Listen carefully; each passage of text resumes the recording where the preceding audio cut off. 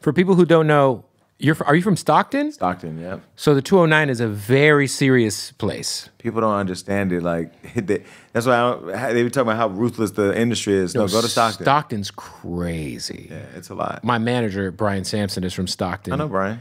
I mean, unfortunately for both of us. Yeah. And one day he convinced me to not take a flight home from San Francisco because I was going to fly from San Francisco back to Burbank. And he was driving, and he was like, "Bro, I don't want to drive alone. Just drive with me. You know, you'll get there in the morning."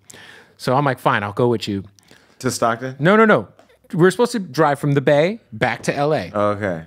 So I pass out in the front seat, and I wake up in the middle of the trenches of Stockton while he's giving me an unvolunteered like hood vlog tour at like 1 a.m.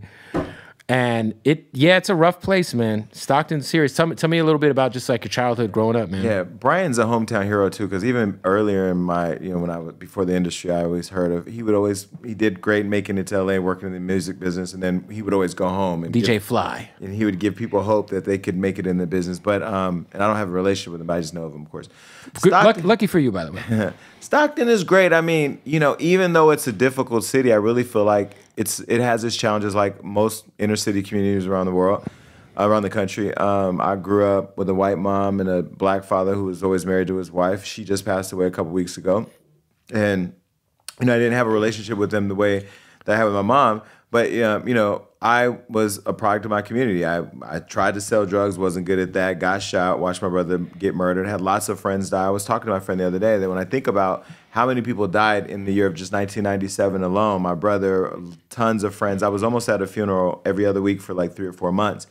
And I really look at Stockton as the place where I first got my interest in the business. I met Queen Latifah. That light, that idea that I could be more than my community was there.